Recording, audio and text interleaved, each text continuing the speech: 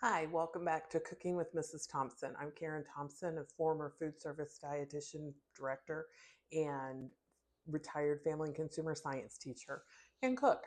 Join me as we travel the globe tasting the world cuisine. Today, however, we are staying in the good old US with a recipe that I learned from my grandmother. This is going to make you want to make big roasts simply so you can have the leftovers. So today we're going to be using leftover roast beef from a roast that I cooked a few days ago. We've got that. I've got some leftover gravy. I have one chopped large onion. I have one chopped bell pepper. I used yellow simply because it was in the refrigerator. About 4 cloves of garlic, finely chopped. If you're using garlic, this is roughly 2 tablespoons. And an ingredient that my grandmother didn't have during the war. She talked about, they made this dish a lot when meat was being rationed. She did it with biscuit dough. That would work. I, however, am going to use crescent rolls. So, like, I've got these things already chopped. We're now going to chop. I probably have 2 pounds of roast here left. I'm going to use about half of it, so right at a pound. I'm going to chop that and get back. To my pan, I'm going to add 2 tablespoons of butter. If you don't want to use butter, any oil will do. I just like the flavor that the butter imparts. And I'm going to add my chopped onion. I'm going to cook this onion for a couple of minutes to start the caramelization process before I add my bell pepper and garlic.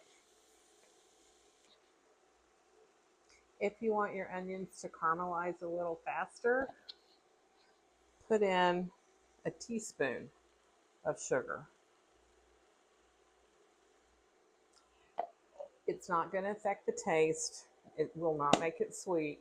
It's going to simply help these things caramelize faster. I cook with my ears as well as cooking with my eyes.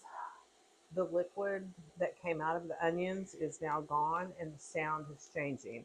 The caramelization has started. You can smell it. It just gives a richer flavor. You can take these down as dark as you want. I'm not going to take them real dark. They have just a twinge of color, and that's enough.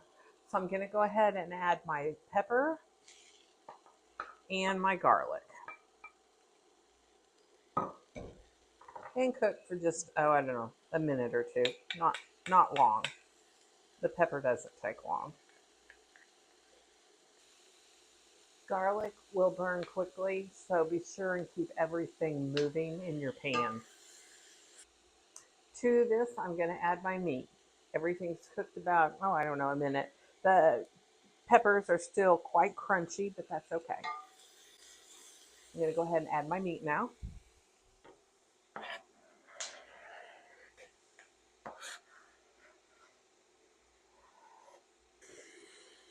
Give it a stir. This smells divine.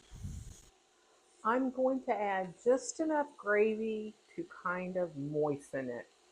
At this point, after the gravy's in, I want you to taste for salt, pepper, any seasoning that you might want to put in it. My gravy is incredibly flavorful. I probably am not going to need anything, but I'll taste it anyway.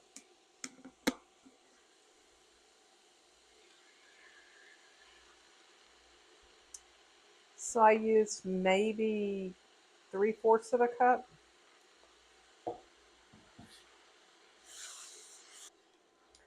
I don't want this soupy. I just want it goopy. Let's give it a taste.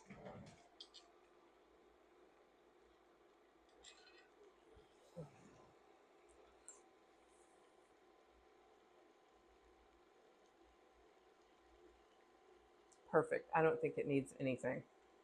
Like I said, if you want salt or something at this point, feel free. I'm going to take this off heat and we'll finish. I have a well-loved, well-used pizza stone that I'm going to use to make my beef roll on. I've got 2 cans of crescent rolls.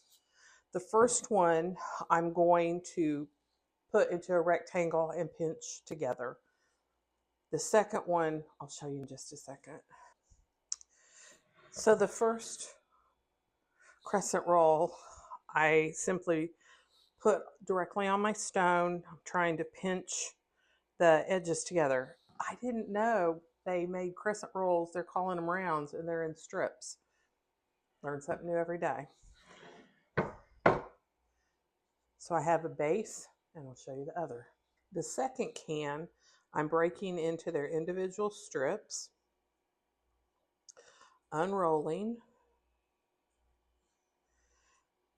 cutting the strips in half, and placing along the edge.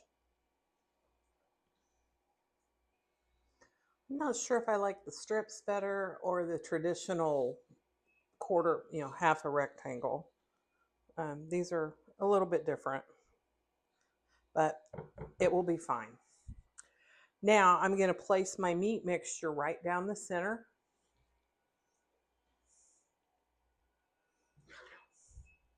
You can kind of see why I didn't want it too soupy. Just gloppy. My meat is down the middle, and I'm just going to braid these over the top. I'm going to try to seal this end. It's not going to work, and that's okay. I'm just going to alternate.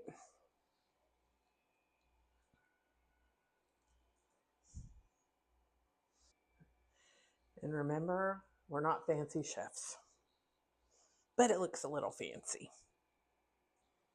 And the last one.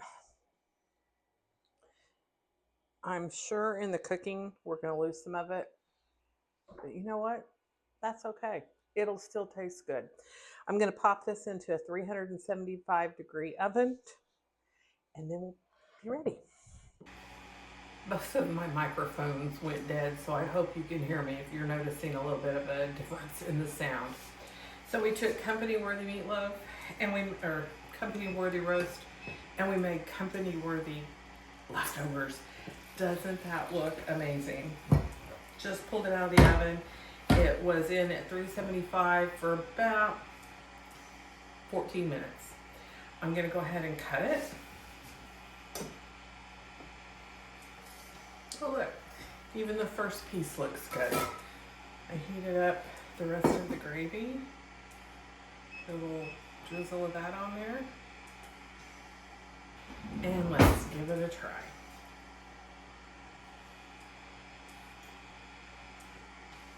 It's crazy good. Grandma Dot would be really proud. Hope you enjoy the recipe. Please, please, please like, share, and follow. I'm cooking with Mrs. Thompson. I've got YouTube, Facebook, Instagram, TikTok, and a website, cookingwithmrsthompson.com. I'll be posting the recipes and the links on there as well. So you guys have a great day. Thank you.